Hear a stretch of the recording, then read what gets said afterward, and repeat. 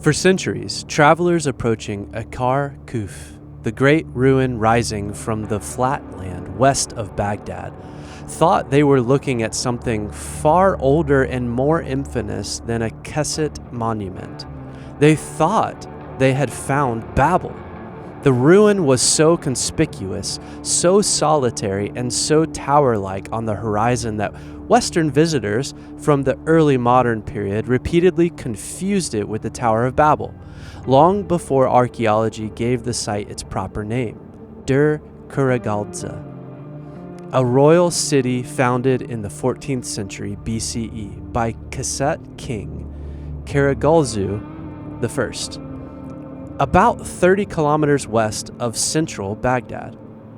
What those travelers were actually seeing was a ziggurat, not a mythic ruin of Genesis, but a Mesopotamian temple tower. At Akar Kuf, that ziggurat belonged to a sacred complex associated with Enlil, one of the great gods of Mesopotamia. Archaeological descriptions of the site identify the ziggurat and its adjoining temple as part of the cultic center dedicated to Enlil, making the ruin not a monument to human rebellion in the biblical sense, but a monumental expression of ancient state religion and divine kingship. That is part of why Akar Kuf held such power over the imagination. It looked like the sort of place where heaven and earth once met. For caravan travelers and later visitors on the road to Baghdad, the surviving core of the ziggurat stood as a landmark, visible from afar, inviting biblical speculation. But the more archaeology advanced, the more the identification shifted. Akar Kuf was not Babylon, it was Der Karagaltsu. Its god was Enlil, not Marduk. Its builders were Keset rulers, not the builders traditionally associated with Babel. So where do scholars generally think Babel belongs now? Not Akar Kuf, but at Babylon itself, especially in connection with Eremenenki, the famous Babylonian ziggurat associated with Marduk. Modern reference works and mainstream scholarship commonly connect the biblical Tower of Babel tradition with Babylon and its temple tower culture, rather than with the Keset ziggurat near Baghdad. In that sense, the old mystery has narrowed. The ruin west of Baghdad captured the imagination. But the stronger historical candidate for Babel is the monumental sacred architecture of Babylon in southern Mesopotamia, especially Eremenenki. So, Paul, there's this place outside of Baghdad, and it's a ziggurat in Iraq. Yeah. That is associated with Enlil. That's fascinating. And for a long time, people thought it was the Tower of Babel.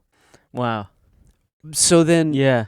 the thing that, I mean, other than all the things that I can't pronounce. It's a lot of big words. It is. It's a lot of big words.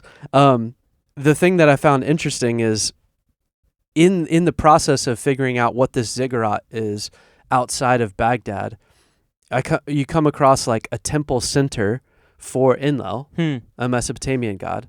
And then going back to Babylon, where the god worshipped there was Marduk. Yeah. So then my question in all of that is, when you look at Nimrod, who is basically said to have built Babylon, Yeah.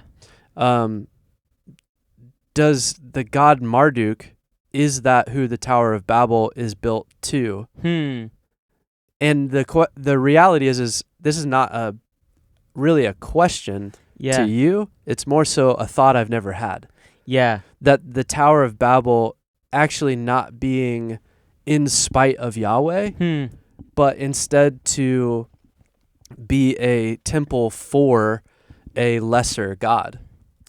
Yeah, that's really interesting. So then, was the Tower of Babel actually a temple that Nimrod was building or commissioned to build in Babylon for Marduk.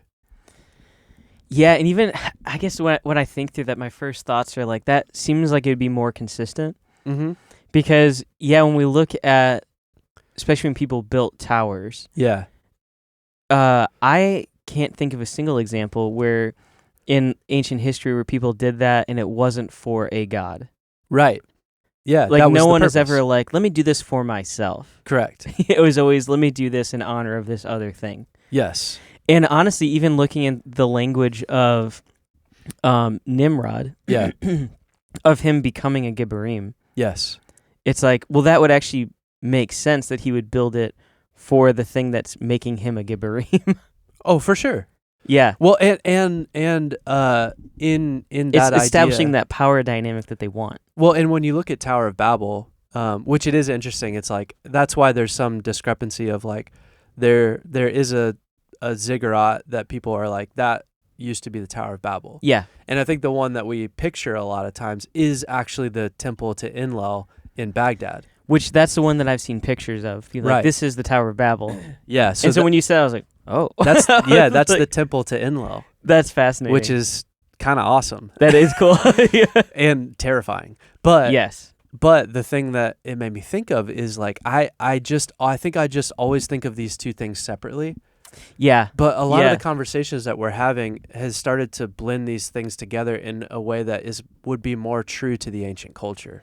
Yeah. That like if you really think about Nimrod and you think about what he was building, it never really said like it wasn't like Nimrod was like, hey, we need to spite Yahweh. Right. That's not really what he was doing as far as like the description that we're given. Right. Instead, it's like, no, and they even described like, let's build a tower so that all of the earth or that everybody around can come and see how awesome we are. Right. Yeah. So and that's obviously a massive paraphrase. Well, even when we think it's like to reach tower to reach the heavens. Yes. And it's like, well, when we look through what mountains often indicate in those temple structures, it's like, well, it's to a man-made mountain. Right. Where man could meet with God. And a ziggurat is that. Yes. It's in plains or flatlands where people don't have mountains. Yeah. And they're like, well, we need to make a mountain because that's where we meet with God. Yes. So a tower to the heavens in the flat plains is not inviting God to come down with us. It's going up to the place and then inviting because we don't think that God can come all the way down to the plains. Yeah, it's too far. Right? So it's that idea and the confusion of it is like when there is confusion, it seems to make sense that it's really like they are going after the wrong thing. Yeah. So it's not necessarily like, oh no, they're going to build a tower and like Jack and the Beanstalk come up here and kill us. Right. Yeah. But instead, they will be ruled over. Mm-hmm. So there's mercy there. Yeah. And they will be worshiping a false god. Yeah. Therefore, having false knowledge that will lead them away from their job description. Yes. It will lead them away from who they were designed to be. Yeah, because the way it describes Nimrod is he's aligned himself with something other than Yahweh. Right. And so then it would make sense Marduk. that he wants to now gain access to interact with that god. Well, and it would make sense that like if that's the core of the Mesopotamian myths, then it's starting in that space makes sense. It does. Yeah.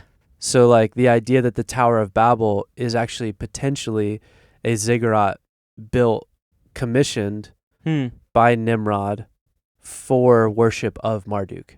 Yeah. Which is like I've never thought of that before. That's so interesting. And it would kind of make sense. It would. Yeah. Especially in that area. So like I don't know. When I realized that, or when I read that about the temple outside of Baghdad, the ziggurat outside of Baghdad, that it being representative to Enlil, but people thinking it's the Tower of Babel, and then Tower of Babel people going, no, actually that was a ziggurat to Marduk. That's a historical understanding. Yeah. That's not the biblical understanding. But when you look at the biblical narrative, it does look like it's like, so we talked about this a little bit, like things like Pergamum. Yeah. When we did that episode on Pergamum, the idea was like there was this one city that had this hub of all of the temples to all the gods. Yeah. And they had this massive ancient library. So if you wanted knowledge, that's where you went. Yes. So making a ziggurat in the middle of the plains in order to draw the nations to it, it being a place of worship to a creator God, would make sense of why it would draw people from other nations to it. Absolutely. So it not being like a, hey, come look at me, I'm Nimrod on the top of the mountain, come worship me. It's more so like them thinking that they are worshiping the creator God Marduk. Yes. You know what I mean? And it also would make sense even for Nimrod. It's like, okay, well, what's his reason for that? It's like, well, he's the one who's in charge. Yeah. And so he also gets glory because he's the one who leads people to Marduk. Correct. Yeah. Yeah. So, it's kind of interesting. That's so interesting. And like also thinking about, like, I hadn't really thought about a potential temple to Enlil. Yeah. But of course there were. There would have to be, yeah. And now, everyone else. We know where one was. Yeah. Isn't that weird? That's so interesting. I've never heard that before. Kind of cool. That is really cool. I like that. Well, let's keep going. Let's do it. 3, 2, 1.